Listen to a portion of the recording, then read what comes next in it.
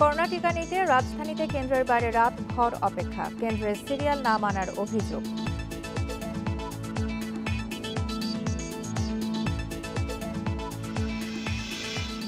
চট্টগ্রামে টাকা দিলে এসএমএস ছাড়াই মিলছে টিকা, ময়মনসিংহে সংক্রমণ বাড়ায় অক্সিজেন সংকট।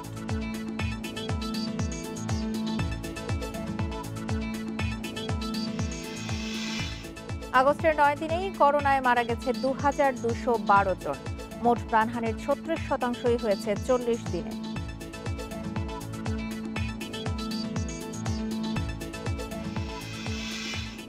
রিমান্ড শেষে পরিমণিকে আদালতে তোলা হবে আজ, প্রয়োজনে ফের রিমান্ড চাইতে পারে সিআইডি।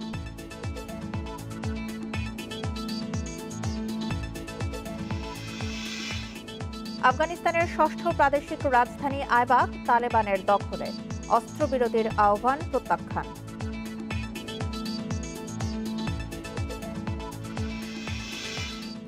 স্বাগত সকাল 9টার 1 ঘন্টার বিরতিহীন ইন্ডিপেন্ডেন্ট সংবাদে আপনাদের সাথে আছি সঞ্চারী মজিদ তমা। শুনছিলেন শিরোনাম, চলে যাচ্ছি পুরো খবরে।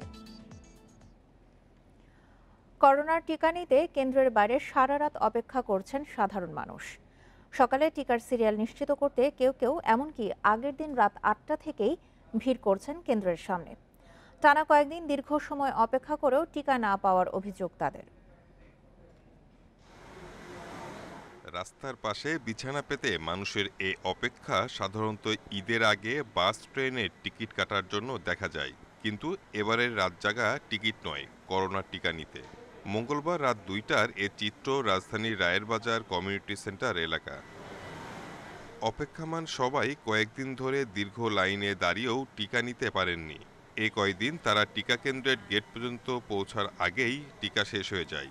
তাই মঙ্গলবার টিকা গ্রহণ নিশ্চিত করতে সোমবার রাত থেকেই কেন্দ্রের বাইরে অবস্থান টিকা প্রত্যাশীদের। কেউ বসেছেন বিছানা নিয়ে, কেউ বা আবার চেয়ার, টুল, ইট, পাথর ইত্যাদির সাহায্যে সিরিয়াল নিশ্চিত করেছেন। আমরা কাম কাজ করে খাই, আমরা যদি বাসা বাড়িতে কাজ বাজ করতে এলে আমাদের টিকা ছাড়া তো কাজ করাবে না। রাতে 3টে বাজে দাঁড়িয়ে বেলা 12টা থেকে টিকা পাইনি, যার কারণে আজকে রাতে 9টা বাজে সিরিয়াল দিছি, দেখা যাক কি হয়। রায়ের বাজারের এ কেন্দ্রে প্রতিদিন 250 থেকে 300 জনকে টিকা দেওয়া হচ্ছে, কিন্তু দীর্ঘ লাইন থাকলেও তা অমান্য করেই অনেকে টিকা নিচ্ছেন বলে অভিযোগ। ভুক্তভোগীদের দাবি, বারবার অভিযোগ করেও কোনো প্রতিকার মিলছে না। মন করো সাইড দিয়ে লোক ঢোকায়, মন করে এই যে লাইনে ঢুকছে এই লাইনে মন করো কমপক্ষে 20 জন ঢুকাইব। মানে আমরা সারা রাত বুড়া জাগনা থাকি, দে আমরাই পাই না, আর অথচ এমন লোক আসে 10টার সময় আসে, ওরা পায়। আউটলুক এই পাশে থেকে 10 জন 5 জন করে ঢুকাইছে, পুলিশে জিগাইতেছে, ওরা তো সিরিয়াল ছাড়া, ওদের জানি কার নাম কইছে যে অমুকের লোক কইতে বাদে ওইটা ঢুকাইছে। করোনা সংক্রমণ নিয়ন্ত্রণে শনিবার থেকে দেশ জুড়ে শুরু হয়েছে গণটিকা কার্যক্রম। Shahid Ahmed, independent news, Dhaka.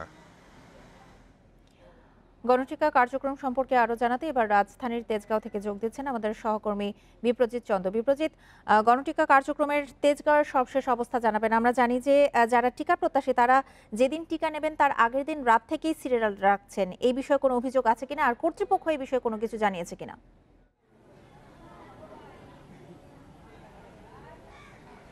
দেখুন, গেল বছরের মার্চের 8 তারিখে বাংলাদেশে যখন করোনা সংক্রমণ শুরু হয়, তারপর কিন্তু করোনা সংক্রমণ ধীরে ধীরে বাড়তে থাকে, পরে এক পর্যায়ে কমে গেলেও আবারও যখন বাড়তে শুরু করে তারপর কিন্তু টিকা আনা হয় বাংলাদেশে, এবং এ পর্যায়ে টিকা দেবার পর প্রথমে অক্সফোর্ড অ্যাস্ট্রাজেনেকার টিকা 40 লাখ দেওয়ার পর এখন কিন্তু শুরু হয়েছে গণটিকা কার্যক্রম, যেটি আমরা গেল শনিবার থেকে চালু হতে দেখেছি। এবং এই গণটিকা কার্যক্রমে কিন্তু দেশের সিটি কর্পোরেশন, ইউনিয়ন, উপজেলা সহ প্রত্যেকটা জায়গাতে টিকা দেওয়া হচ্ছে। এবং এই যে পরীক্ষামূলক কার্যক্রমটাকে স্বাস্থ্য অধিদপ্তর দেখছে একটি পাইলট প্রজেক্টের মতো। এই পাইলট প্রজেক্টে সফলতা পেলে সামনের দিনগুলোতে গণহারে টিকাদান কার্যক্রম আবারও শুরু হবে। তো 7 তারিখ থেকে শুরু হওয়া এই কার্যক্রমটি 12 তারিখ পর্যন্ত চলবে। গেল কয়েকদিনে আমরা কিন্তু টিকা প্রত্যাশীদের বেশ উৎসবমুখর পরিবেশে টিকা নিতে দেখেছি, তবে অভিযোগও যে কিছু পাওয়া গেছে এর বিপরীতে, অর্থাৎ টিকা নিতে প্রচুর মানুষ কেন্দ্রে ভিড় করছেন আগের দিন রাত থেকেই। আমরা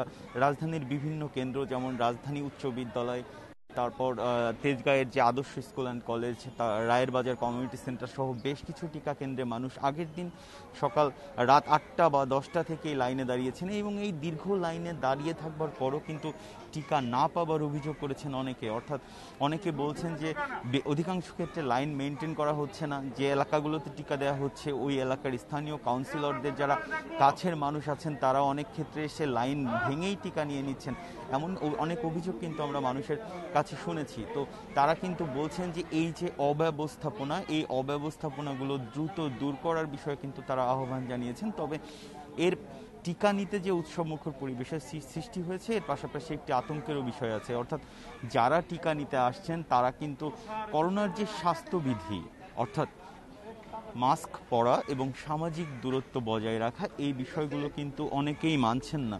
অর্থাৎ আমরা কিন্তু অনেকেই মানছেন না। আমরা দেখছি যে প্রায় একজনের গায়ের উপর অন্যজন লেগে লেগে দাঁড়িয়েছে। এই বিষয়ে কি সংশ্লিষ্ট কর্তৃপক্ষ তাদের লাইনে দাঁড়ানোর ক্ষেত্রে, দূরত্ব মানার ক্ষেত্রে কোনো গুরুত্ব আরোপ করছে কিনা?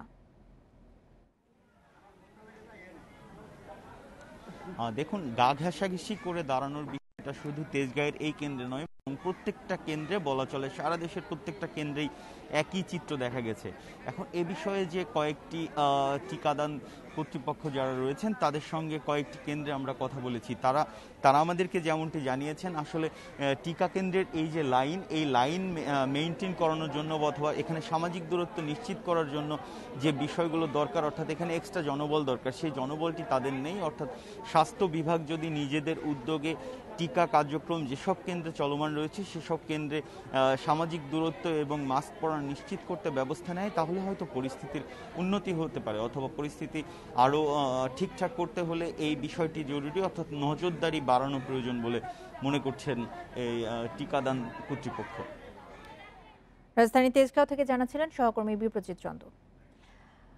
চট্টগ্রামের সিটি কর্পোরেশন জেনারেল হাসপাতালে করোনার টিকা নিয়ে নানা অনিয়ম ও অব্যবস্থাপনার অভিযোগ উঠেছে। এই কেন্দ্রে নিবন্ধিত অনেকেই 1 মাসেও মেসেজ পায়নি, আবার SMS পেয়েও টিকা পাচ্ছেন না কেউ কেউ। ভুক্তভোগীদের অভিযোগ, এই কেন্দ্রের কিছু কর্মচারীকে টাকা দিলে SMS ছাড়াই মিলছে করোনার টিকা। দীর্ঘ এই লাইন চট্টগ্রাম নগরীর নিউ মার্কেট এলাকার সিটি কর্পোরেশন জেনারেল হাসপাতালে। টিকা নিতে প্রতিদিন ভোর থেকে এভাবেই দাঁড়িয়ে থাকেন নিবন্ধনকারীরা। প্রত্যেককে লাইনে দাঁড়াতে হচ্ছে কয়েক ঘন্টা। তাদের অভিযোগ, মেসেজ পাওয়ার পর টিকা পেতে ঘুরতে হচ্ছে কয়েকদিন।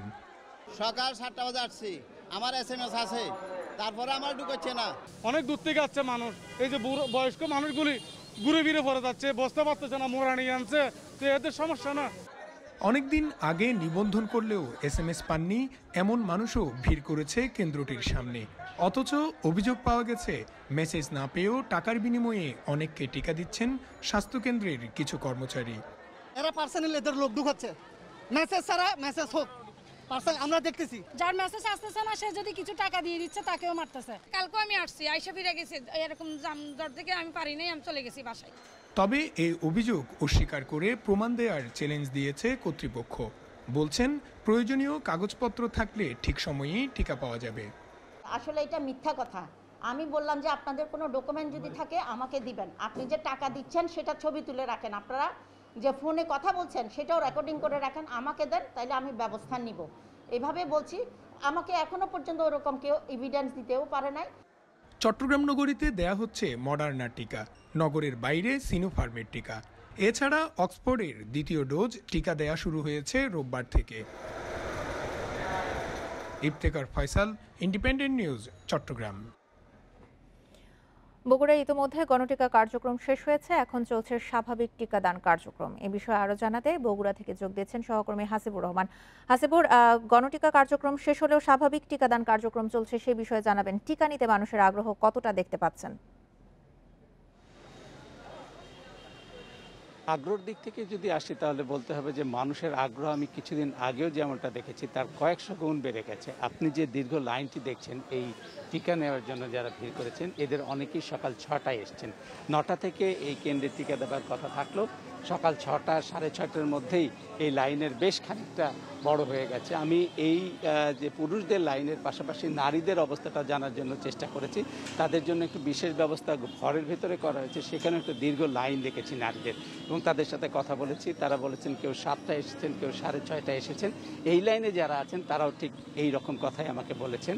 আর টিকা কার্যক্রম নিয়ে এখন পর্যন্ত সাধারণ মানুষের কোনো অভিযোগ পায়নি, দুর্নীতিরও কোনো কথা ওঠেনি। তবে তাদের একটি সমস্যার কথা বলছেন যে বুথ কম হবার কারণে তারা সময় মতো টিকা দিতে পারছে না, দীর্ঘক্ষণ লাইনে দাঁড়িয়ে থাকতে হচ্ছে। এই সমস্যাটা তাদের কাছে এখন প্রকট বলে মনে হয়েছে আমার কাছে, এবং তারাও এই কথাটাই বলছেন। অর্থনৈতিক লেনদেনের মাধ্যমে অবৈধভাবে টিকা দেওয়া হচ্ছে এরকম কোনো অভিযোগ আমাদের কাছেও কেউ করেনি, এখানকার যারা কর্তৃপক্ষ তাদের কাছে এরকম কোনো অভিযোগ আসেনি। তবে টিকা নেওয়ার আগ্রহ গত কয়েকদিনের তুলনায় দিন যত যাচ্ছে ততই বাড়ছে, এটাই আমরা দেখতে পাচ্ছি।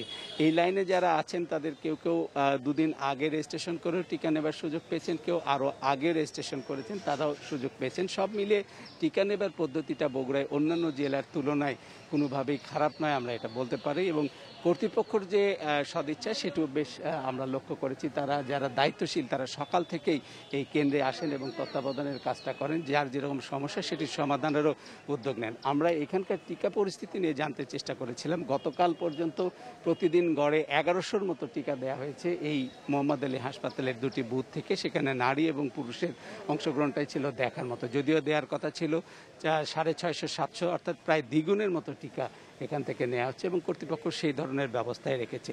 সব মিলিয়ে বলা যায় যে বগুড়ায় টিকা নেবার যে আগ্রহ সেটি যেমন বেড়েছে, টিকা দেওয়ার সক্ষমতাও এখানকার যারা কর্তৃপক্ষ রয়েছে তারাও বাড়িয়ে ফেলেছেন ইতিমধ্যেই। আর অন্যদিকে কোভিড পরিস্থিতি নিয়েও কথা বলেছিলাম এখানকার যিনি দায়িত্বপ্রাপ্ত কর্মকর্তা তত্ত্বাবধায়ক। আপনি জানেন যে মোহাম্মদ আলী হাসপাতাল একেবারেই কোভিডের জন্যই ডেডিকেটেড হাসপাতাল। এখানে মৃত্যুর সংখ্যা কমে এসেছে, এখন দিনে 2 থেকে 3 জনের মধ্যেই মৃত্যু রয়েছে। আর এর আগে এখানে 6 থেকে 7 জন, কখনো কখনো 10 জনের মৃত্যুর ঘটনা আমরা পেয়েছি। সংক্রমণের হারও বগুড়া এখন কমে এসেছে। এই হাসপাতালে কিছুদিন আগে বারান্দায় রোগী রাখতে হয়েছে, সেখানে প্রায় এখন 80 বেড ফাঁকা রয়েছে। একই অবস্থা অন্যান্য হাসপাতালগুলো, বেশ কিছু জিওরম মেডিকেল কলেজ হাসপাতাল এবং একটি প্রাইভেট ক্লিনিক, সেখানেও হাসপাতালগুলোতে চিকিৎসা দেওয়ার জায়গা ছিল না। কোভিড রোগীর এতই অবস্থা খারাপ ছিল যে বারান্দায় রেখে চিকিৎসা দিতে হতো। সেই জায়গার পরিস্থিতির এখন অনেকটা উন্নতি হয়েছে। আমি গ্রামে গেছি, সেখানেও লোকজনের মধ্যে এখন মাস্ক পরার প্রবণতা দেখতে পেয়েছি এবং তারা স্বাস্থ্যবিধি মানার চেষ্টা করছে। সব মিলিয়ে বলা যায় যে বগুড়ার পরিস্থিতি গত 20 থেকে 25 দিনে যথেষ্ট উন্নতি হয়েছে। বগুড়া থেকে জানাচ্ছিলেন আমাদের সহকর্মী হাসিবুর রহমান। ময়মনসিংহ মেডিকেল কলেজ হাসপাতালের করোনা ইউনিটে প্রতিনিয়তই বেড়ে চলেছে রোগী ও মৃত্যুর সংখ্যা।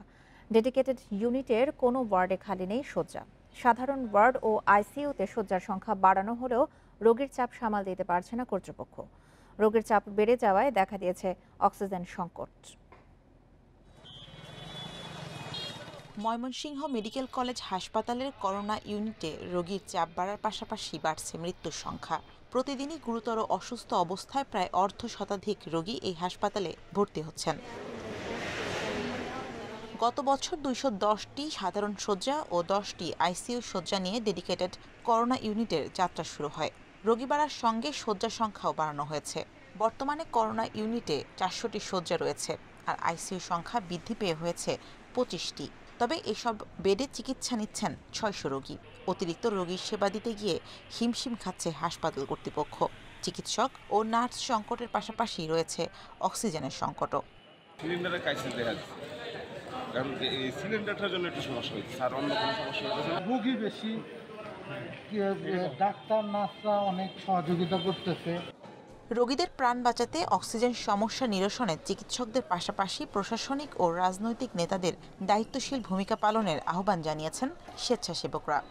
সরকারের উচ্চ পর্যায়ে যারা আছেন তারাও এই বিষয়টিকে সম্পৃক্ত হয়ে খুব সহজে যেইভাবে অক্সিজেন যত দ্রুত আনা যায়, প্রয়োজনে এখন 2টি গাড়ি কিংবা 1টি গাড়ি যাচ্ছে, সেখানে প্রয়োজনে মানুষ বাঁচানোর জন্য 5টি গাড়ি দেওয়া হোক। হাসপাতালে দেরি করে আসা ও গুরুতর অসুস্থ রোগীর সংখ্যা বেশি হয় মৃত্যু বাড়ছে বলছেন চিকিৎসকরা। রোগীর সংখ্যা বৃদ্ধি পেলে স্বাভাবিকভাবেই কিন্তু মৃত্যুর সংখ্যা বাড়বে। আগে যেমন আমাদের হসপিটালে ভর্তি হতো মৃদু এবং মাঝারি উপসর্গের রোগী, এখন যেটা দেখা যাচ্ছে যে আপনার গুরুতর উপসর্গের রোগীগুলো বেশি ভর্তি হচ্ছে। ময়মনসিংহ মেডিকেল কলেজ হাসপাতালে গেল মাসে করোনা আক্রান্ত ও উপসর্গ নিয়ে 454 জনের মৃত্যু হয়েছে, আর চলতি মাসের 8 দিনে মারা গেছেন 158 জন। Independent news desk. করোনা পরিস্থিতির আরো খবর জানাতে বরিশাল থেকে যোগ দিয়েছেন সহকর্মী মুরাদ আহমেদ। মুরাদ, টানা কঠোর লকডাউনের শেষ দিন আজকে, এই কঠোর লকডাউনের পরে বরিশালের সংক্রমণ কিছুটা কমেছে কিনা?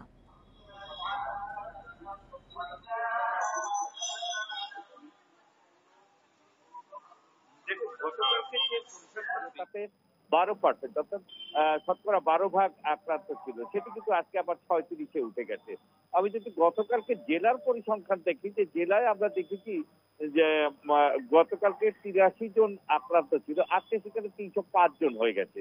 তবে গতকাল যেখানে মৃত্যু ছিল 15 জন, সেখানে আজকে মৃত্যু নেমে এসেছে 8 জনে, এবং যেটি শেরেবাংলা করোনা ইউনিট রয়েছে সেখানে মৃত্যু যে 7 জনের হয়েছে তারা সবাই উপসর্গে। জেনারেল হাসপাতালে একটি মৃত্যু রয়েছে যেটি করোনা কেটে, এবং সবকিছু মিলিয়ে যেটি বোঝা যাচ্ছে যে লকডাউনের পর এই লকডাউনের যে একটা ভালো দিক আমাদের সামনে আসবে কিনা এটি এখনো বলা যাচ্ছে না। সত্যি কথা বলতে কি, যে বরিশালের লকডাউন দেখিনি, বারবার যে কথাটি বলছি সেটি হচ্ছে দূরপাল্লার বাস লঞ্চ, অভ্যন্তরীণ রুটের বৈধ বাস লঞ্চ, হ্যাঁ, তো এগুলো বন্ধ ছিল, এছাড়া কোনো কিছু বন্ধ ছিল, এবং কেউ কোথাও যেতে পারেনি এমনটা বরিশালে ছিল না। যার ফলে আমরা যেটুকু লকডাউনের পর আশা করি, যেমন রাজশাহীতে লকডাউনের পরপর একটা ভালো রিপোর্ট আমরা দেখেছি, তো সেটি আসলে বরিশালে এখন পর্যন্ত আসছে না। আর যেটি বলা হচ্ছে, যেহেতু এই মুহূর্তে এখনো ভালো মন্দ কোনো পরিস্থিতি বোঝা যাচ্ছে না, তাহলে হাসপাতালের রোগীরা সময় মতো এখন চিকিৎসা পাচ্ছেন কিনা, আর করোনা পরীক্ষার ব্যাপারে মানুষ কতটা আগ্রহ দেখাচ্ছে বা টিকা নেওয়ার ব্যাপারে তারা কতটা সচেতন সেখানে? দেখুন, টিকা নেওয়ার ব্যাপারে আমি গণটিকার কথা বলি। গণটিকা বরিশালে একদিনের জন্য একটা ক্যাম্পেইন হয়েছিল, সেখানে বরিশাল বিভাগে 2,48,000 টিকার 28,000 টিকার যে ব্যবস্থা করা হয়েছিল, টার্গেট করা হয়েছিল, সেটি অ্যাচিভ হয়েছে, সিটি কর্পোরেশনেও অ্যাচিভ হয়েছে। বিষয়টি হলে গণটিকার সময় যেটি দেখেছি যে গ্রাম এবং প্রত্যন্ত এলাকায় বৃদ্ধরা হাঁটতে পারেন না, চলতে পারেন না, তারা সব এসেছিলেন সময়ের আগেই কেন্দ্রতে চলে এসেছিলেন। এবং আমি যেদিন 7 তারিখের কথা বলছি সেদিন কিন্তু বরিশালে খুব ঝড় বৃষ্টি ছিল, তার মধ্যেও ঠেকিয়ে রাখা যায়নি, টার্গেট অ্যাচিভ হয়েছে। টিকার প্রতি মানুষের আগ্রহ বেড়েছে। এখন যেটি হচ্ছে, কেন্দ্রগুলোতে টিকা দেওয়া হচ্ছে, সেটি হচ্ছে রেগুলার টিকা, অর্থাৎ মেসেজ এলে তাকে টিকা দেওয়া হচ্ছে। মেসেজ যদি দ্রুত আসে, মেসেজ যদি বেশি আসে, তাদেরকে টিকা দেওয়া হচ্ছে। কিন্তু এখানে যেটি সমস্যা হয়ে যায় যে একটার পর আর কাউকে দেওয়ার মতো থাকে, লোক থাকে কিন্তু তার মেসেজ আসেনি, এই জটিলতা একটা আছে। কিন্তু তারপরে যেটি হচ্ছে টিকার প্রতি আগ্রহ বেড়েছে। আর হাসপাতালে রোগী চিকিৎসার কথা যেটা বলছেন, হাসপাতালের চিকিৎসা আল্লাহ তাআলা, এছাড়া বরিশালের কথা আমি বলে দিতে পারি যে এছাড়া আর কোন রোগী বাঁচানোর যে টেন্ডেন্সি, এইটুকু আসলে খুব ঘাটতিতে এরও কারণ আছে। অর্থাৎ একটি আপনার কোভিড ডেডিকেটেড হসপিটাল, ডাক্তার একজন, কোন দিকে যাবেন তিনি? রোগী তো সেখানে 50 ছাড়িয়ে গেছে। আমরা যদি মেডিকেলের দিকে তাকাই, ডাক্তার স্বল্পতা রয়েছে। সবকিছু মিলে যেটি হচ্ছে যে রোগীকে বাঁচানোর জন্য অক্সিজেন দরকার। আবারও সেই অক্সিজেন কথা বরিশালের ক্ষেত্রে এটি বলতেই হচ্ছে। বিশ্বাস করুন, শূন্য হাতে চালু বরিশাল করোনা ইউনিট, আজকে কিন্তু সমৃদ্ধ এই করোনা ইউনিট। সেখানে আইসিইউ রয়েছে 30টির বেশি, সেখানে হাই ফ্লো ক্যানোলা রয়েছে 66টির উপরে, সবকিছু আছে, নেই ম্যানেজমেন্ট। অক্সিজেন সরাসরি প্ল্যান্ট থেকে সরবরাহ করা হচ্ছে, ফ্লো নেই। এগুলো মানে আসলে যদি কেউ একটি বার নজর দিত, অন্তত বরিশাল শেরেবাংলা মেডিকেল কলেজ হাসপাতালে করোনা ইউনিটের অক্সিজেন সরবরাহে যদি কিছু ম্যানেজমেন্টটা ডেভেলপ করে দিত, তাহলে মৃত্যু হতো না। এই হচ্ছে এখানকার সর্বশেষ তথ্য। বরিশাল থেকে করোনা পরিস্থিতির সবশেষ তথ্য জানাচ্ছিলেন মুরাদ আহমেদ। আপনারা দেখছেন সকাল 9টার 1 ঘন্টার বিরতিহীন ইন্ডিপেন্ডেন্ট সংবাদ। অন্যান্য খবরের সাথে আরো যা থাকছে। কলাবাগানে জুলহাস ও তনয় হত্যার 5 বছর, স্বাভাবিক কার্যক্রম শুরু হলেই বিচার শেষ হওয়ার আশা।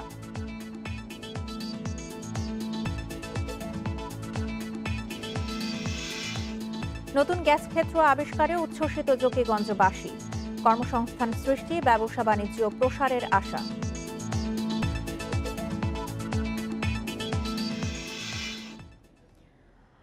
আগস্টের 9 দিনে করোনায় মৃত্যু হয়েছে 2,212 জনের, আর রোগী শনাক্ত হয়েছে 1,14,600 জন।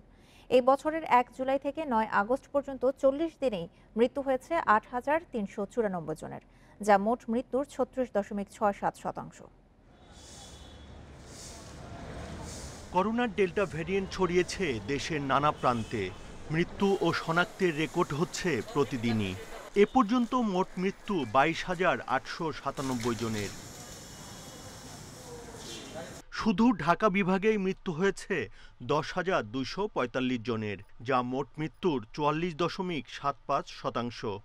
সবচেয়ে বেশি মৃত্যু হয়েছে 60 থেকে 70 বয়সীদের, যা মোট মৃত্যুর 31%। পরীক্ষা বিবেচনায় দেশে এখনও করোনা সংক্রমণের হার 24%-এর বেশি। হাসপাতালগুলো কোভিড রোগীতে পরিপূর্ণ। এ অবস্থায় টিকা প্রয়োগ ও স্বাস্থ্যবিধি নিশ্চিত করার কোনো বিকল্প দেখছেন না বিশেষজ্ঞরা। ডেল্টা ভ্যারিয়েন্টটা তো আছে, সেটা তো সংক্রমণ মাত্রাটা দ্রুত ছড়ায়, তারপরে সংক্রমণ মাত্রাটা বেশি, কিন্তু এটা কমাতে গেলে একমাত্র প্রথম এবং প্রধান উপায় হলো স্বাস্থ্যবিধি মেনে চলা। এটা ছাড়া কোনো উপায় নেই। ভ্যাকসিনেশন প্রোগ্রাম তো চলছেই, সেটা যখন আমরা 80% জনসংখ্যাকে আওতায় আনতে পারবো তখন কিন্তু সংক্রমণটা নিয়ন্ত্রণে আসবে। সর্দি, কাশি, হাঁচি, তারপরে পাতলা পায়খানা হচ্ছে, শরীর ব্যথা হচ্ছে, মাথা ব্যথা হচ্ছে, এরকম কেউ স্বাদ গন্ধ পাচ্ছে না, এরকম যদি উপসর্গ থাকে প্রথমেই আলাদা হয়ে যাওয়া। যদি টেস্ট করার সুযোগ থাকে অবশ্যই টেস্ট করবেন। ভ্যাকসিন গ্রহণ করি বা না করি বা ভ্যাকসিন নেওয়ার সুযোগ পেলে মাস্ক পরতেই হবে। দেশে করোনায় সর্বোচ্চ মৃত্যু হয়েছিল গত বছরের জুলাইতে 1,264 জনের, আর এবছরের জুলাইয়ে মৃত্যু হয় 6,182 জনের। Buddhadeb Kundu, independent news, Dhaka. এবার হ্যাকারদের আক্রমণের মুখে করোনার টিকা নিবন্ধনের অ্যাপ সুরক্ষা। তথ্য প্রযুক্তি বিভাগের কর্মকর্তারা জানিয়েছেন, গত সোমবার অ্যাপে দেশ ও বিদেশ থেকে নিবন্ধনের চেষ্টা করা হয় 6,17,00,000 বার। বিষয়টি নজরে এলে বিদেশ থেকে নিবন্ধনের চেষ্টার সুযোগ বন্ধ করে দেওয়া হয়। গোয়েন্দারা বলছেন, জাতীয় নাগরিক ডেটাবেজে ঢুকতে সুরক্ষা অ্যাপে হামলা চালাতে পারে হ্যাকাররা। করোনার টিকা নিতে অনলাইনে নিবন্ধন করতে হয় সুরক্ষা অ্যাপের মাধ্যমে। প্রতিদিন লাখো মানুষ এই অ্যাপে নিবন্ধন করে টিকা নিচ্ছেন।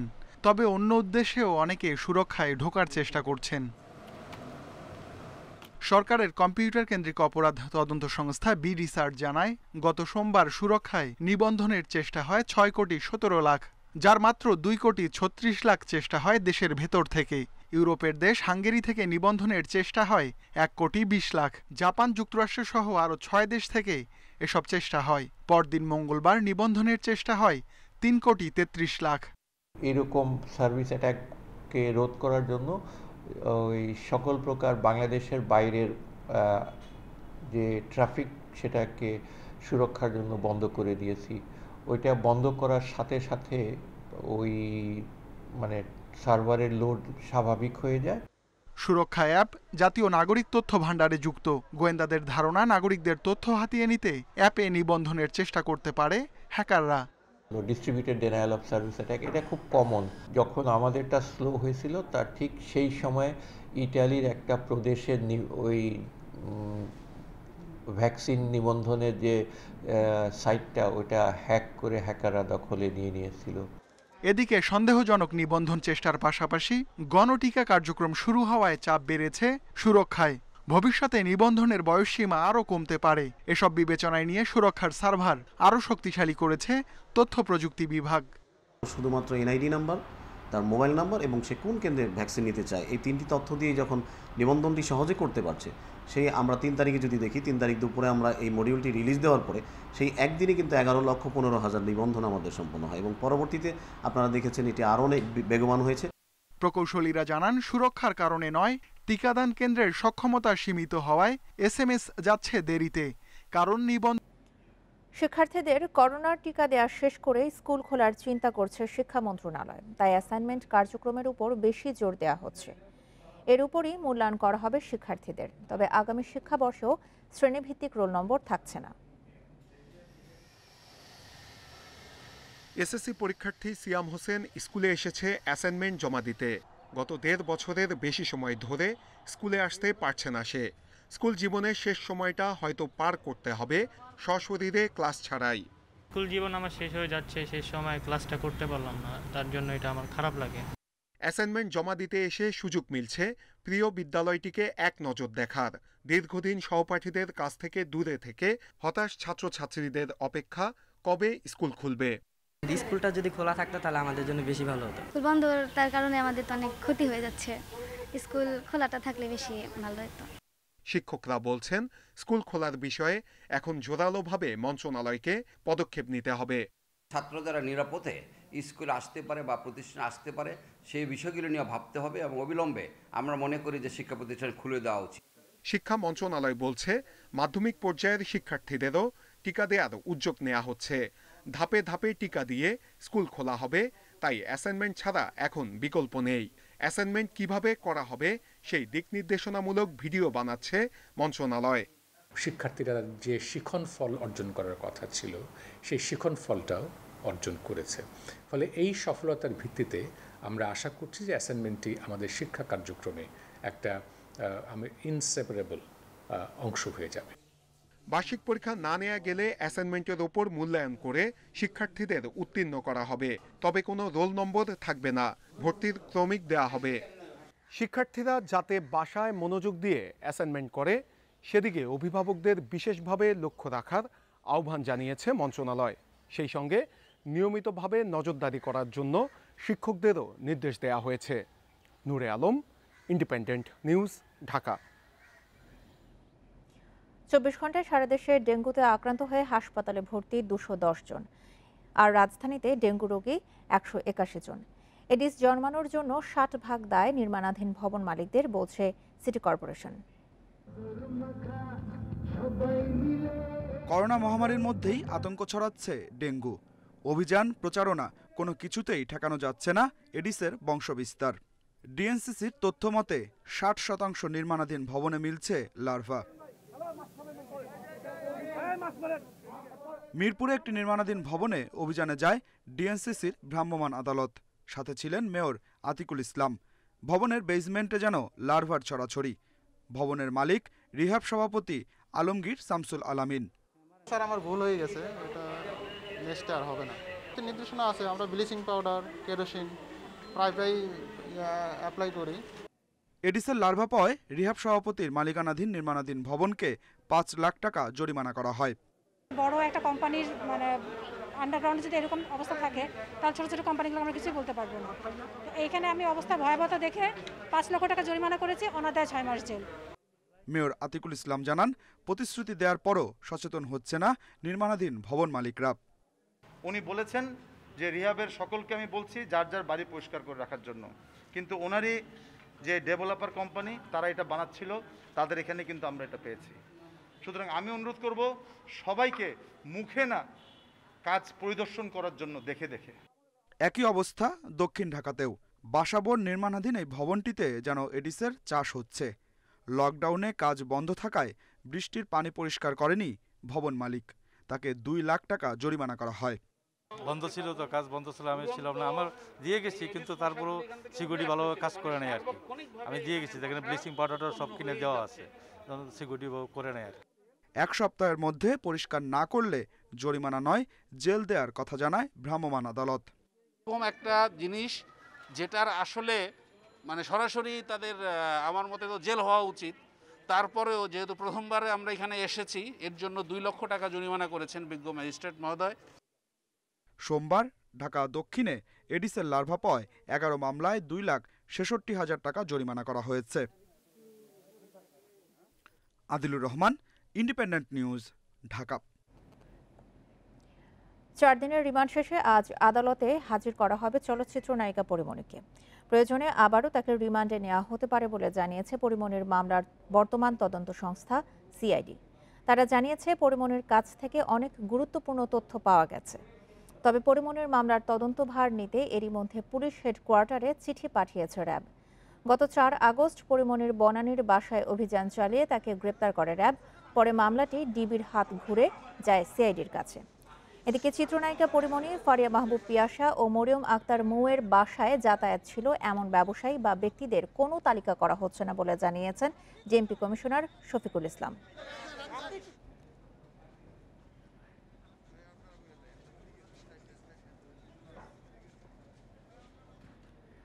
স্বাভাবিক বিচারিক কার্যক্রম শুরু হলেই ইউএসএইড কর্মকর্তা জুলহাজ মান্নান এবং তার বন্ধু নাট্যকর্মী মাহবুব রাব্বি তনয় হত্যা মামলার বিচার শেষ হতে পারে।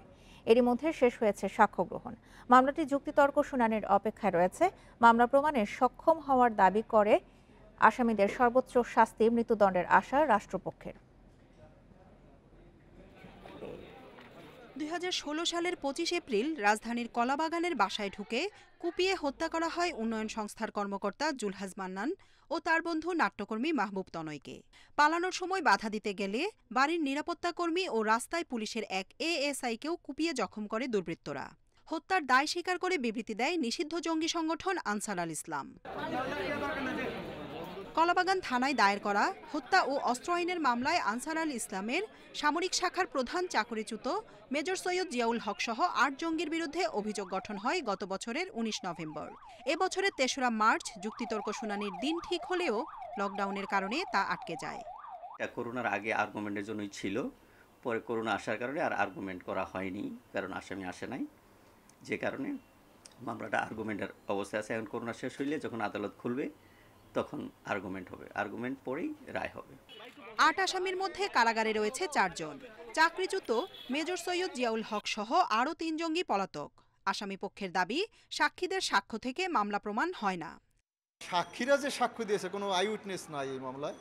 সাক্ষীরা যে সাক্ষ্য দিয়েছে তাতে এই মামলাটা এই আসামিরা এই ঘটনার সাথে সম্পৃক্ত ছিল তা প্রমাণ হয় না। সে আনসারুল্লাহ বাংলা টিমের সদস্য। আসলে এরকম কোনো দালিলিক প্রমাণ তদন্তকারী কর্মকর্তা আজ পর্যন্ত উপস্থাপন করতে পারেন নাই। সমকামীদের অধিকার বিষয়ক সাময়িকী রূপবানের সম্পাদনা ও প্রকাশনার সাথে যুক্ত ছিলেন জুলহাস, আর নাট্যকর্মী মাহবুব যুক্ত ছিলেন পিটিএ নামে একটি প্রতিষ্ঠানে। জান্নাতুল ফেরদাউস তানভি, ইন্ডিপেন্ডেন্ট নিউজ, ঢাকা। আবারও পদ্মা সেতুতে ধাক্কা দিল ফেরি। সোমবার সন্ধ্যায় মাদারীপুরের বাংলাবাজার ঘাট থেকে শিমুলিয়া যাওয়ার সময় সেতুর 10 নম্বর পিলারে ধাক্কা দেয় বীরশ্রেষ্ঠ জাহাঙ্গীর নামের একটি ফেরি। এই ঘটনায় এক নারীসহ কমপক্ষে 5 জন আহত হয়েছেন। ফেরিতে থাকা একটি ট্রাক ছিটকে প্রাইভেট কারের ওপরে পড়ায় গাড়িটির ব্যাপক ক্ষতি হয়েছে। পরে ট্রাক ও প্রাইভেট কারটি উদ্ধার করে ফায়ার সার্ভিস। বিআরডব্লিউটিসির কর্মকর্তারা জানান, পিলারের দক্ষিণ পশ্চিম কোণে ফেরিটি ধাক্কা দেয়। এর আগে গত 23শে জুলাই পদ্মা সেতুর 17 নম্বর পিলারের সঙ্গে রোরো ফেরি শাহজালালের ধাক্কা লাগে। এতে ওই ফেরির 20 যাত্রী আহত হন।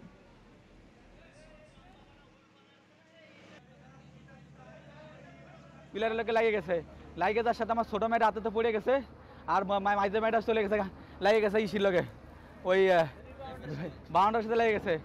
দেখি কি পুরো একটা গাড়ি আমার প্রাইভেটে পড়ছে।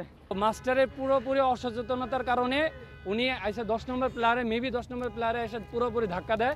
একটুর জন্য আমরা কোনো রকম ভাবে প্রাণী বাইচে ফেরত আসছি। আমার বাইক সম্পূর্ণভাবে ড্যামেজ। নিখোঁজের 26 দিন পর শিক্ষক মিন্টু বর্মনের 6 টুকরো মরদেহ উদ্ধার করেছে র্যাব। মাথা পাওয়া গেছে উত্তরার আশকোনায়, আর বাকি অংশ মিলেছে সাভারের স্কুল মাঠ খুঁড়ে। ধারণা করা হচ্ছে প্রতিষ্ঠানের মালিকদের মধ্যে বিরোধের জেরে তাকে হত্যা করা হয়েছে। সাভার রেসিডেন্সিয়াল স্কুল অ্যান্ড কলেজের মালিক মিন্টু বর্মন, আবু মোতালেব ও রবিউল। এই প্রতিষ্ঠানের অধ্যক্ষের দায়িত্বে ছিলেন মিন্টু বর্মন, আর 2 জন ছিলেন শিক্ষক। 13 জুলাই নিখোঁজ হন মিন্টু বর্মন। 22 জুলাই আশুলিয়া থানায় সাধারণ ডায়েরি করে স্বজনরা।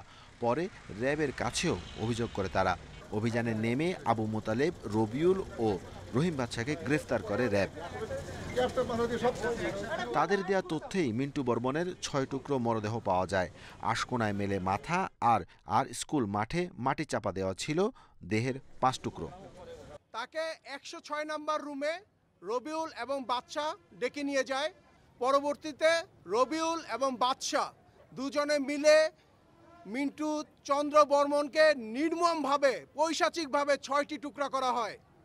6টি টুকরার মধ্যে 5টি টুকরা এখানে আপনারা দেখেছেন, আপনাদের সামনেই আমরা উদ্ধার করতে সক্ষম হয়েছি। র্যাব জানায়, গত 7 জুলাই স্কুলে বসেই হত্যার পরিকল্পনা করে আসামিরা। 13 জুলাই ক্লাসরুমে খুন করা হয় মিন্টু বর্মনকে। ধারণা করা হচ্ছে স্কুলের মালিকানা দ্বন্দ্বের জেরেই এই হত্যাকাণ্ড।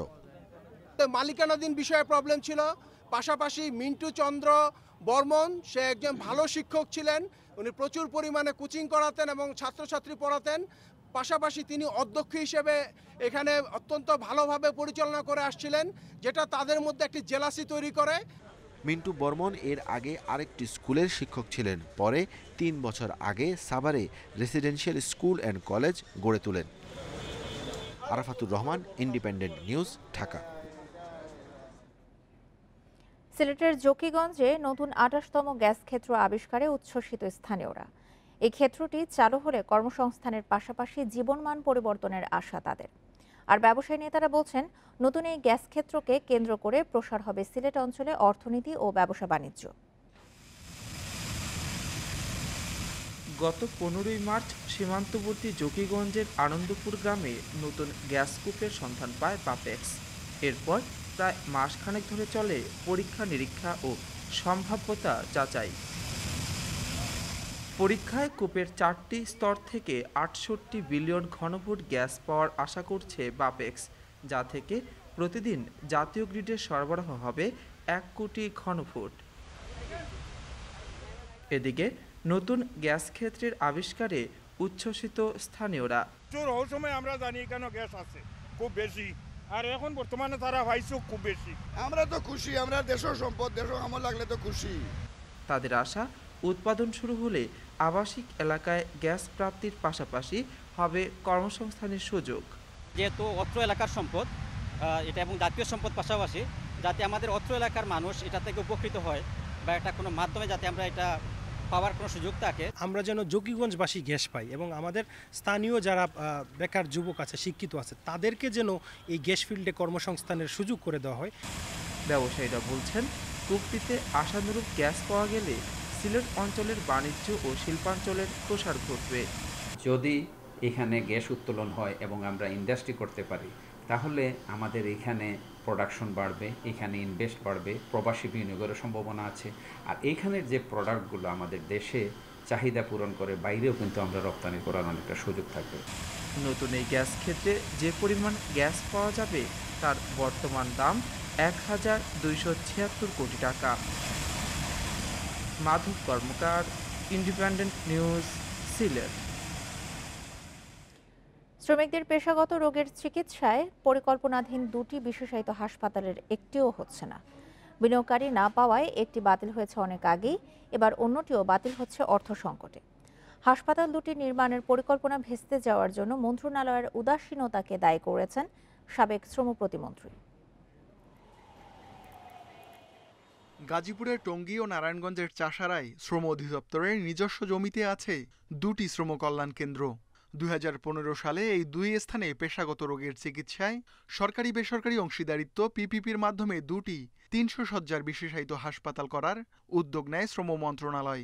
সরকারের নীতি নির্ধারকেরা জোর দিয়েই জানিয়েছিলেন, পেশাগত রোগ নির্ণয়ে এখানে হবে ৩০০ শয্যার একটি বিশেষ হাসপাতাল। কিন্তু পিপিপির এই প্রকল্পে কোনো উদ্যোক্তা আগ্রহ দেখাননি। পরবর্তীতে সরকারি অর্থেও হাসপাতাল নির্মাণের চেষ্টা করেনি শ্রম অধিদপ্তর। নারায়ণগঞ্জের হাসপাতালটি নির্মাণে টেন্ডারে অংশ নেয় এএফসি হেলথ নামের একটি প্রতিষ্ঠান। ২০১৮ সালের জুলাইয়ে সরকারের সঙ্গে চুক্তিও হয়, কিন্তু অর্থের সংস্থান করতে পারেনি এএফসি হেলথ। শ্রম অধিদপ্তরের কর্মকর্তারা বলছেন, প্রতিষ্ঠানটির সঙ্গে চুক্তি বাতিল করা হচ্ছে। তাদের কেন টার্মিনেট করা হবে না, এই চিঠিটা আমরা তাদেরকে দিয়ে দিচ্ছি। সেটা যদি তারা রেসপন্স না করে, পিপিপি কর্তৃপক্ষ তারা যেভাবে আমাদের বলে, রিটেন্ডার হলে তো আমরা রিটেন্ডারে তাদের কথা শুনবো, আর যদি এটা ক্যান্সেল করে দেয় প্রকল্পটা, আমরা তাতেও রাজি। কর্মকর্তাদের অনেকে বলছেন, পিপিপির মাধ্যমে প্রকল্প নেয়ায় আলোর মুখ দেখল না হাসপাতাল দুটি। তবে সাবেক শ্রম প্রতিমন্ত্রীর দাবি, পিপিপির মাধ্যমে হাসপাতাল করার উদ্যোগে ভুল ছিল না। স্ট্যান্ডিং কমিটি মিটিংও এই বিষয়টা অনেকবার উত্থাপন করেছে। ভারপ্রাপ্ত মন্ত্রী মহোদয় বলছেন যে যারা পিপিপির মাধ্যমে অফার দিয়েছিল তারা ফান্ড জোগাড় করতে পারে নাই। আমরা তখন বলছিলাম, ফান্ড জোগাড় করতে পারেন, ঠিক আছে, আপনি তাদেরকে তাহলে একটা নোটিশ করে বাদ দেন, দিয়ে আপনি নতুন করে আবার প্রয়োজন বিজ্ঞপ্তি দেন অথবা সরকারের কাছে প্রস্তাব দেন। কলকারখানার কর্মপরিবেশের কারণে নানা ধরনের রোগে আক্রান্ত হন শ্রমজীবীরা। শ্রম আইনে সিলিকোসিস সহ ৩৩ ধরনের রোগ পেশাগত রোগ হিসেবে চিহ্নিত। আর্থিক সামর্থ্য না থাকায় অনেক শ্রমিক এসব রোগে চিকিৎসার অভাবে অকালে মারা যান। এই দুই হাসপাতাল হলে ১০০ শয্যা করে বরাদ্দ থাকত শ্রমিকদের জন্য। সেবা মিলত নামমাত্র খরচে, বাকি শয্যায় হতো বেসরকারি চিকিৎসা। Ruhul Amin, independent news, Dhaka. চলতি বর্ষা মৌসুমে দেশের বিভিন্ন জেলায় বন্যা ও অতিবৃষ্টি হলেও উত্তরের জেলা পঞ্চগড়ে তেমনভাবে বৃষ্টির দেখা মেলেনি। এর বিরূপ প্রভাব পড়েছে রোপা আমন আবাদে। পর্যাপ্ত বৃষ্টির অভাবে এখনও কয়েক উপজেলার অনেক জমি পড়ে আছে অনাবাদি। বাধ্য হয়ে অনেকেই সেচ পাম্প ব্যবহার করে চাষ শুরু করেছেন। শ্রাবণের শেষ দিকে ৮০ থেকে ৯০% জমিতেই রোপা আমনের চারা লাগানো শেষ হওয়ার কথা, কিন্তু বৃষ্টির অভাবে পঞ্চগড়ের বোদা ও দেবীগঞ্জ উপজেলার বিভিন্ন ইউনিয়নের অধিকাংশ জমিতেই এখনো শুরু করা যায়নি আবাদ। এই বর্ষা মৌসুমে পঞ্চগড়ের গড় বৃষ্টিপাত মাত্র ৫ মিলিমিটার। এর জেরে নষ্ট হচ্ছে বীজতলা। বাধ্য হয়ে অনেক এলাকায় অতিরিক্ত খরচে সেচ দিয়ে রোপা আমন বলছেন চাষিরা। সেলো মেশিন দিয়ে পানি দিতে ডবলিং কালকে লাগাইছি, আজকে আবার দিতে ফাটে গেছে।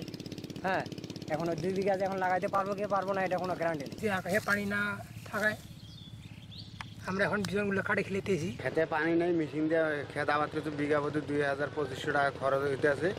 কৃষি বিভাগ বলছে কোনো জমি যাতে অনাবাদি না থাকে সেজন্য মাঠ পর্যায়ে কাজ করছেন কর্মকর্তারা। আমি ইতিমধ্যে নির্দেশনা দিয়েছি আমার উপসহকারীদেরকে যে প্রত্যেকটি উপসহকারী প্রত্যেকটি গ্রামে গ্রামে যে আমাদের যে বোর মেশিনগুলো আছে, যে শ্যালো মেশিন আমরা বলি, সেটা যদি প্রয়োজন হয়, ইফ নেসেসারি দরকার হয়, তাহলে আমরা সেটা পানি দিয়ে আমরা শেষে ধানকে নিশ্চিত করি। অর্থাৎ কোনো ক্রমে আমরা ১ শতাংশ জমি 1 ইঞ্চি জমি যাতে খালি না থাকে। চলতি মৌসুমে জেলায় ৯২,৯৬০ হেক্টর জমিতে আমন আবাদের লক্ষ্যমাত্রা নির্ধারণ করেছে কৃষি বিভাগ। Independent news desk. করোনা আর লকডাউনে ঘরবন্দি যশোরবাসীর একদণ্ড শান্তির জায়গা হয়েছে ভৈরব নদের 2 পার।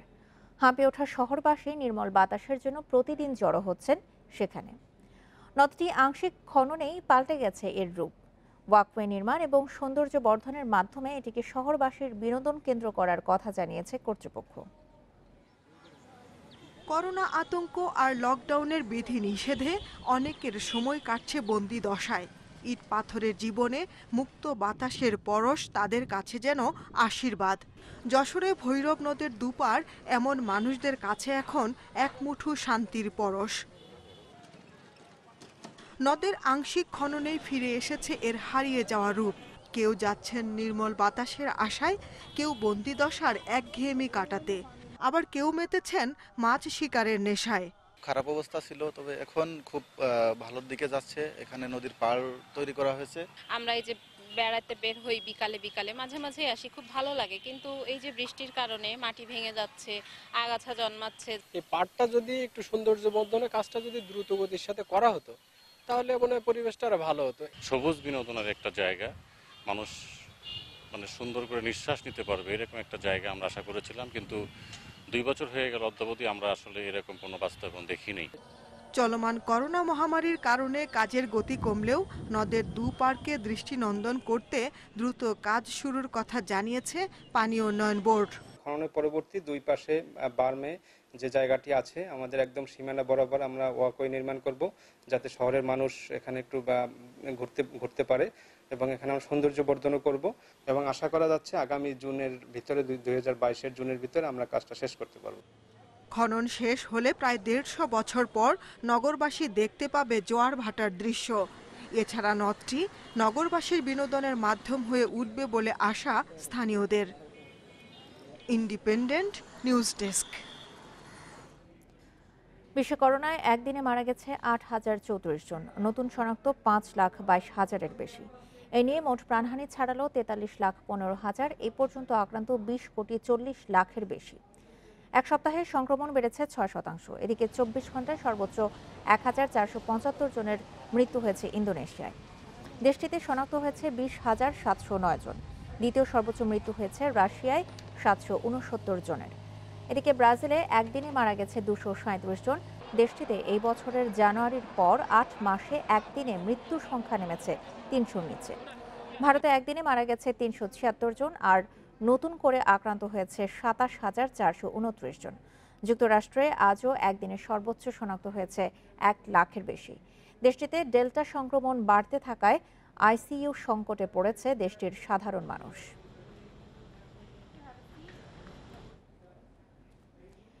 এবার আফগানিস্তানের সামানগান প্রদেশের রাজধানী আইবাক শহর দখলে নিল তালেবান।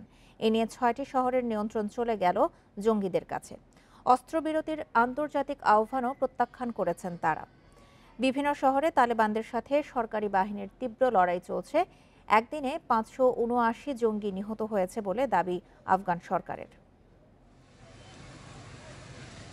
শুক্রবার থেকে 4 দিনে আফগানিস্তানের 6 প্রাদেশিক রাজধানী দখল নিয়েছে তালেবান। সবশেষ নিয়ন্ত্রণ নিয়েছে তাজিকিস্তান সীমান্তবর্তী সামানগান প্রদেশের রাজধানী আইবাক শহর। প্রদেশটির উপগভর্নর জানান, কোনো লড়াই ছাড়াই শহরটি তালেবানের হাতে চলে গেছে। সশস্ত্র জঙ্গি গোষ্ঠীটির দাবি, আইবাকের সব সরকারি ভবন, গোয়েন্দা অধিদপ্তর ও পুলিশ সদর দপ্তর খালি করা হয়েছে।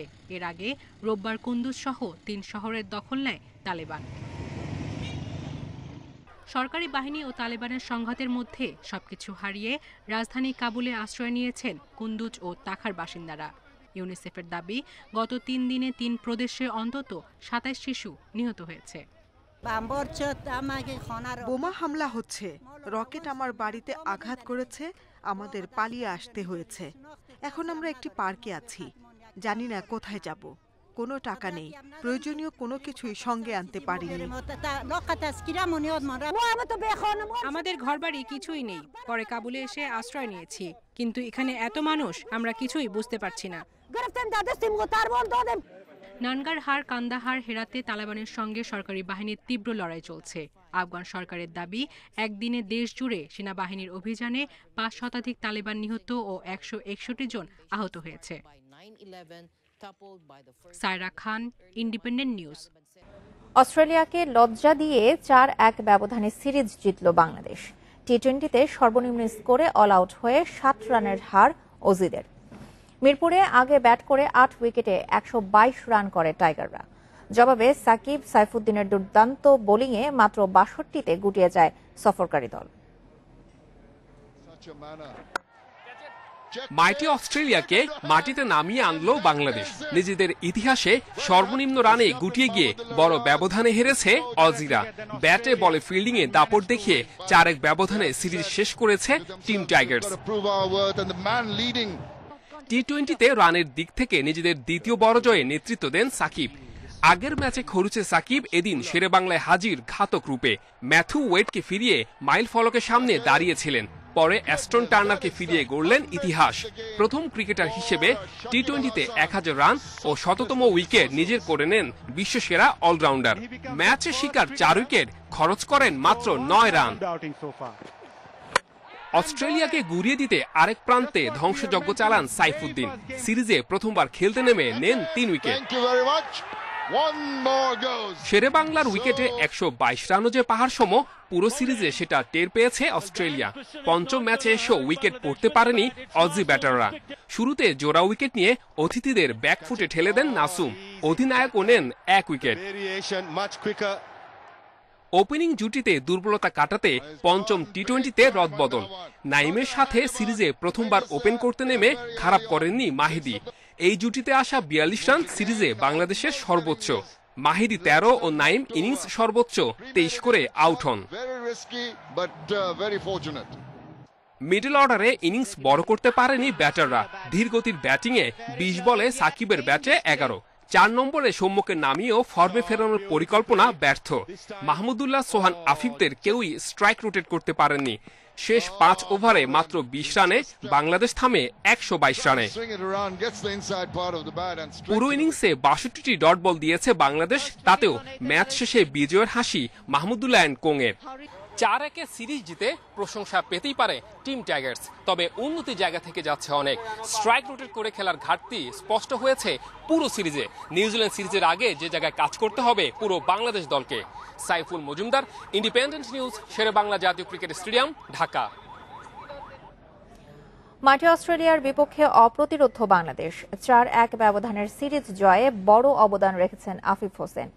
খারাপ সময়ে এই অলরাউন্ডারের উপর ভরসা রাখার ফল পেতে শুরু করেছে বাংলাদেশ দল। অন্যদিকে উইকেটের পেছনে যেমন দুর্দান্ত, তেমনি ব্যাট হাতেও দলের প্রয়োজন মেটাতে শুরু করেছেন সোহান। এই দুজনের উপর ভরসা রাখতে বলছেন ক্রিকেট কোচ ও বিশ্লেষক নাজমুল আবেদিন ফাহিম। ক্রিকেটের সবচেয়ে কঠিন শট বলা হয় কাভার ড্রাইভকে। যে যত পারফেক্ট করেন তার স্কিল তত ভালো বলা হয়। স্টার্কের বলে এমন শট আফিফের ব্যাটিং দক্ষতার সাক্ষী। পরাশক্তি অস্ট্রেলিয়ার বিপক্ষে আফিফকে আগের থেকে পরিণত মনে হয়েছে। ম্যাচ পরিস্থিতি বুঝে বোলারদের দুর্বলতা কাজে লাগানো, ঠান্ডা মাথায় লড়ে যাওয়ার ক্ষমতা টাইগার ক্রিকেটের জন্য বড় স্বস্তি। হঠাৎ করে উঠে আসেননি এই অলরাউন্ডার। বিকেএসপির ছাত্র থাকাকালে মাত্র 17 বছর বয়সে বিপিএল এ সুযোগ পান। অভিষেক ম্যাচে 5 উইকেট নিয়ে আলোড়ন সৃষ্টি করেন।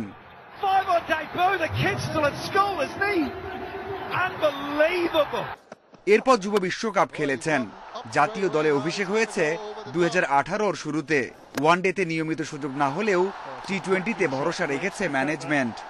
চ্যালেঞ্জ নেয়ার অপোজিশনের বিরুদ্ধে এবং খারাপ সিচুয়েশন থেকে বের করে নিয়ে আসে এই বিষয়গুলো আমাদের আছে। ওর মধ্যে অনেকগুলি মানে ক্রিকেটীয় ক্যারিয়ার বাইরেও কিন্তু ব্যক্তিগত চরিত্রের মধ্যে অনেক জিনিস আছে যেগুলি ক্রিকেটের জন্য দারুণ হেল্পফুল হবে। সো আমি ওর ব্যাপারে ভীষণ আশাবাদী, মানে খুবই আশাবাদী। নুরুল হাসান সোহানের গল্পটা ঘুরে দাঁড়ানোর। অভিষেকের পর থেকে কখনোই নিয়মিত সুযোগ পাননি। বাদ পড়ার দীর্ঘ 3.5 বছর পর ফিরেছেন। ঘরোয়াতে পারফর্ম করেছেন। অভিজ্ঞতা আর ফিটনেসে উন্নতি চোখে পড়ার মতো। সিচুয়েশন একটা বড় ওকেশন হয়তো আমাকে নাড়িয়ে দিতে পারে, আমি যেখানে যেভাবে খেলতে অভ্যস্ত সেখানে আমাকে সরিয়ে দিতে পারে, অন্য কিছু করার জন্য উদ্বুদ্ধ করতে পারে বা বাধ্য করে। কিন্তু ওর বেলায় সেটা হয় না, ও নিজের খেলাটাই খেলে। এন্ড উইথ এক্সপিরিয়েন্স ও আস্তে আস্তে বুঝতে পারবে যে কিভাবে আরো বড় ইনিংস খেলতে হয়, কিভাবে আরো ইম্প্যাক্টফুল ইনিংস খেলতে হয়। উইথ টাইম ও আরো শিখবে, কিন্তু বেসিক জিনিসগুলি ওর মধ্যে আছে। নতুনদের পারফর্ম করা নতুন সম্ভাবনার দুয়ার খুলে দিচ্ছে। দরকার এখন ধারাবাহিকতা। আফিফ সোহান রায় তো দেশের ক্রিকেটকে এগিয়ে নেবেন। Mazharul Islam, independent news. বাংলাদেশ সফরের জন্য 15 সদস্যের দল ঘোষণা করেছে নিউজিল্যান্ড। একই সাথে টি-20 বিশ্বকাপের দলও দিয়েছে ব্ল্যাক ক্যাপস। বিশ্বকাপ স্কোয়াডের কেউই আসছে না বাংলাদেশ সফরে। আইপিএল এর বাকি অংশে খেলবেন উইলিয়ামসন, বোল্ট, ফার্গুসনের মতো কিউই তারকারা। বিশ্বকাপ স্কোয়াডে থাকা কাউকেই বাংলাদেশে পাঠাচ্ছে না নিউজিল্যান্ড। ল্যাথামের নেতৃত্বে আসবে দ্বিতীয় সারির দল। সেখানে আছে এক ঝাঁক নতুন মুখ। ল্যাথাম ছাড়া পরিচিত নাম Colin de Grandhomme, Henry Nicolas, Ejaz Patel এবং হামিশ বেনেট। 24 আগস্ট ঢাকায় পৌঁছবে নিউজিল্যান্ড দল। 1 থেকে 10 সেপ্টেম্বর মিরপুরে হবে 5 ম্যাচের টি-20 সিরিজ।